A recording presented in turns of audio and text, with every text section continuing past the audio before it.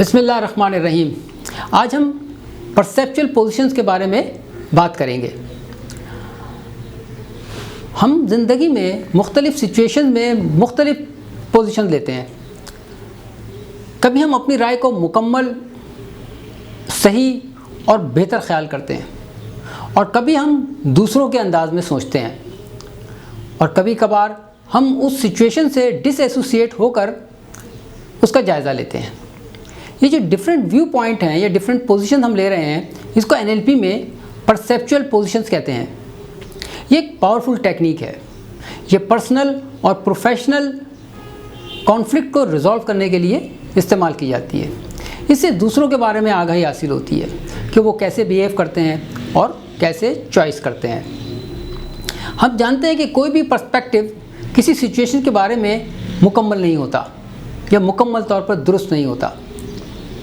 दूसरे लोग जो इस सिचुएशंस में होते हैं, वो भी उस सिचुएशंस के बारे में कुछ ना कुछ आगाही ज़रूर रखते हैं। ज़रूरी नहीं है कि हम दूसरों के पर्सपेक्टिव को उसके साथ एग्री करें, लेकिन दूसरों के पर्सपेक्टिव को जानने से या उसको रिव्यू करने से हमारे अंदर रिजिडिटी का ख़त्म हो जाता है।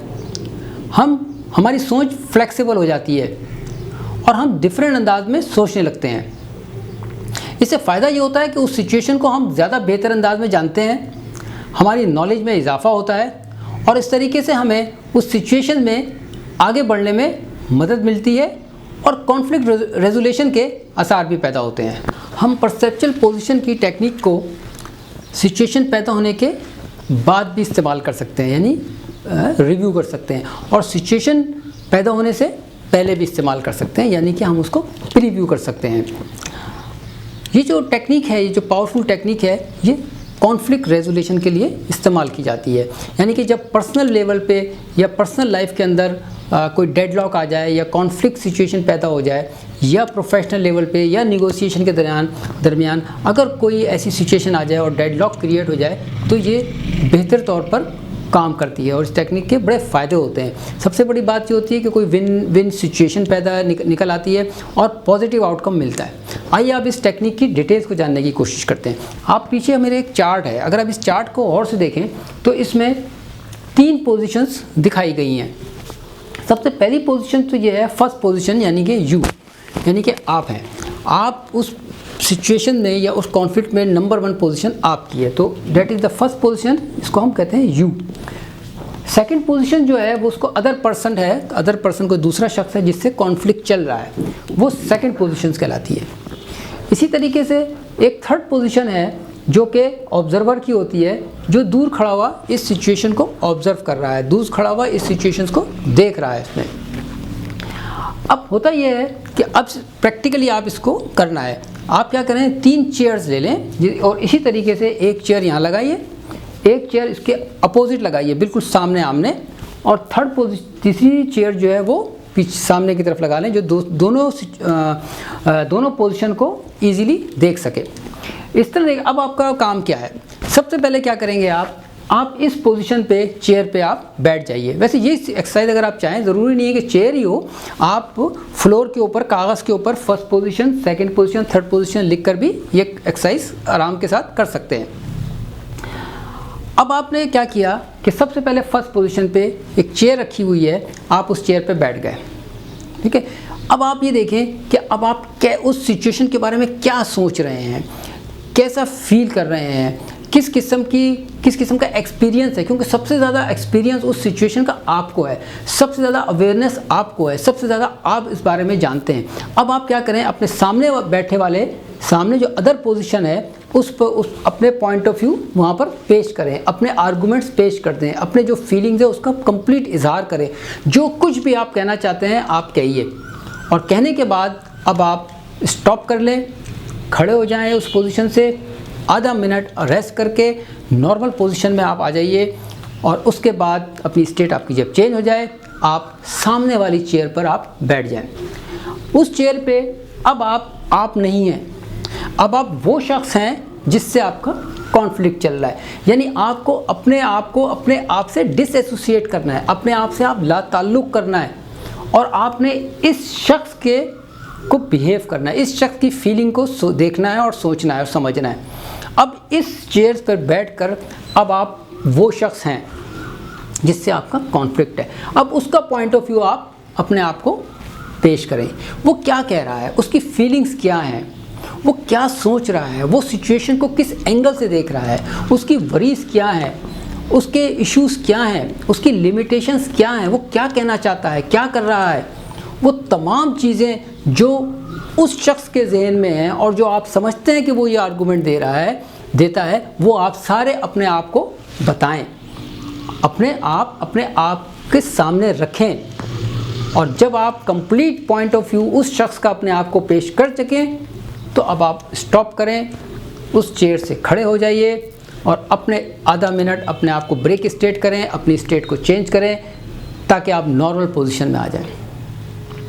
इसके बाद अब आप थर्ड पोजीशन यानी कि जो ऑब्जर्वर की पोजीशन है उस पोजीशन पे आके उस चेयर पे बैठ जाएं। ये पोजीशन जो है ये न्यूट्रल पोजीशन है, ये पोजीशन अनबाइस्ड पोजीशन है। ये पोजीशन ना तो इमोशनली इसके साथ अटैच्ड होगी फर्स्ट पोजीशन के साथ, ना ये सेकंड पोजीशन के साथ अटैच्ड होगी। ये बिल्कुल डिफरेंट अंदाज में इन दोनों के इंटरैक्शंस को देखेगा। यहाँ खड़े होके अब आप अपने आप को डिसएसोसिएट कर लेंगे फर्स्ट पोजीशन से, सेकंड पोजीशन से, और न्यूट्रल अंदाज में ये दोनों इंटरैक्शन आप सुनेंगे, दोनों के पॉइंट ऑफ व्यू को आप देखेंगे, दोनों को आप जायज़ा लेंगे और सिर्फ ऑब्जर्व करेंगे आप। इस तरीके से ये फर्स्ट राउंड आपका कंप्लीट हो जाएगा। आप देखेंगे कि फर्स्ट राउंड कंप्लीट होने के बाद वो टेंशन, वो कॉम्प्लिकेशन जो आप इससे पहले आपको नज़र आ रही थी उसमें किसी हद तक कमी वाक़ई हो जाएगी। बहुत सारी सिमिलैरिटीज़ आपको मिलनी शुरू हो जाएंगी, बहुत सारे ऐसे रास्ते आपको नज़र आने शुरू हो जाएंगे कि इस इशू को किसी तरीके से हम निचले लेवल पर ला सकते हैं, इसको हम रिजॉल्व कर सकते हैं। इसके बाद कुछ देर के बाद आप सेकेंड राउंड इसका स्टार्ट करें। Again you sit over here, now you are there. जो आपके रिमेनिंग इश्यूज है उसको भी आप पेश करें, जो आप चाहते हैं उसको भी पेश करें। मुख्तलिफ़ किस्म के आप ऑप्शंस भी अपने पेश कर सकते हैं। नेक्स्ट, डिसएसोसिएट करें अपने आप को फर्स्ट पोजीशन से, sit on a second position और दूसरे आदमी का पॉइंट ऑफ व्यू पेश करें। डिटेल्स में अपने आप को बताएं, आप अपने आप को पूरी डिटेल्स में इस शख्स का पॉइंट ऑफ व्यू पेश कर रहे हैं। यहाँ पे आपने अपने आप को डिसएसोसिएट किया हुआ है। ये काम करने के बाद you have to move to the third position, observer की पोजीशन पे आप जाएंगे। और ऑब्जर्वर की पोजीशन पे जाने के बाद आप इस पूरे राउंड को आप देखेंगे। आप देखेंगे कि second round will be the time जो है उसमें कम कंज्यूम होगा और चीज़ें आहिस्ता आहिस्ता आपके जहन में वो टेंशन, वो वरीज, वो स्ट्रेस, वो गुस्सा, वो एंगर, ये सारी चीज़ें मिनिमाइज होती चली जाएंगी। और वो चीज़ें जो कल तक आपको बहुत डिफ़िकल्ट लग रही थी, वो चीज़ें जो आपको बहुत मुश्किल लग रही थी, वो शख्स जिससे आपको बहुत ज़्यादा नफ़रत थी या आप उससे हेट कर रहे थे, आपको उसकी इश्यूज़ को समझने में मदद मिल रही है। आप एम्पैथिकली सोच रहे हैं, आप सिंपैथेटिकली सोच रहे हैं कि किस तरह से इश्यूज़ को निकालें। अगर मेरा पॉइंट ऑफ व्यू ये है, उसकी कोई रीज़न है, तो इसके भी कुछ इश्यूज़ हैं। तो इस तरीके से हम चीज़ों को रिजॉल्व कर सकते हैं, इस तरीके से हम चीज़ों को आगे की तरफ लेकर जा सकते हैं। परसेप्चुअल पोजीशन को आप प्रोडक्ट लॉन्चिंग में भी इस्तेमाल कर सकते हैं। प्रोडक्ट लॉन्चिंग में अगर आपका कोई प्रपोजल है और आप कोई प्रोडक्ट लॉन्च करने के बारे में बात कर रहे हैं, तो परसेप्चुअल पोजीशन के थ्रू उसको आप बहुत स्ट्रॉन्ग कर सकते हैं। उसका अप्रूवल आपको आसानी से मिल सकता है, बशर्ते कि आप उसको थ्रू प्रॉपर चैनल जाएँ। इसमें जो 3 पोजीशन होंगी प्रोडक्ट लॉन्चिंग में, वो कौन सी 3 होंगी? नंबर 1, सबसे पहली पोजीशन तो आपकी यू है। सबसे पहली पोजीशन यू, यानी कि वो स्टाफ है, वो ग्रुप है लोगों का जो कि ये प्रपोजल दे रहा है, जो प्रोडक्ट लॉन्च करने के बारे में बता रहा है कि वो ये प्रोडक्ट लॉन्च करने जा रहा है, उसकी ये करैक्टरिस्टिक है, उसकी ये बेनिफिट हैं, उसके ये टेक्निकल फीचर हैं और फर्दर डिटेल उसमें दे रहा है। ये फर्स्ट पोजीशन के लोग होंगे। सेकंड पोजीशन में कौन लोग होंगे? सेकंड पोजीशन में कस्टमर है। Customer they point of view देगा कि सर ये जो आप प्रोडक्ट लॉन्च करने जा रहे हैं उसके ये वीक पॉइंट हैं, उसके ये स्ट्रॉन्ग पॉइंट्स हैं। कस्टमर किसी और अंदाज में सोचता है, उसकी कुछ और प्रायोरिटीज़ हैं। आपका प्रोडक्ट यकीनन अच्छा होगा लेकिन कस्टमर किसी और अंदाज के अंदर बिहेव कर रहा होता है, तो इस तरीके से इसका पॉइंट ऑफ व्यू बड़ा इंपॉर्टेंट होता है। तो आप एज अ प्रोडक्ट लॉन्चर या प्रोडक्ट डिज़ाइनर ज़रूर यहाँ पे होंगे, लेकिन जब आप यहाँ जाके बैठेंगे तो आपको कस्टमर के अंदाज में बिहेव करना होगा आपके इसके अंदर। उसके बाद इन दोनों को देखते फर्स्ट पोजीशन प्रोडक्ट डेवलप करने वालों की हो गई, सेकंड पोजीशन हो गई कस्टमर की, और थर्ड पोजीशन कौन है? थर्ड पोजीशन एक्चुअली बंदा जो होता है वो होता है आपकी सेल्स फोर्स या सेल्स टीम होती है।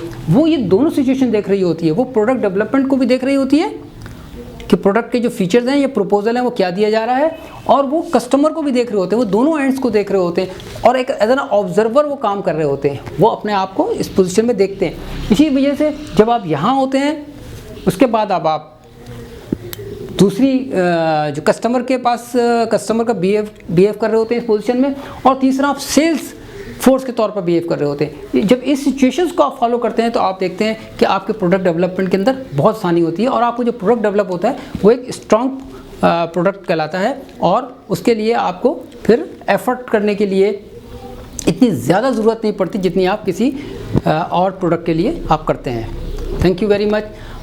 इस टॉपिक के साथ अब इजाज़त दें, इंशाल्लाह फ्यूचर में किसी और टॉपिक के साथ हाजिर होंगे। Thank you very much.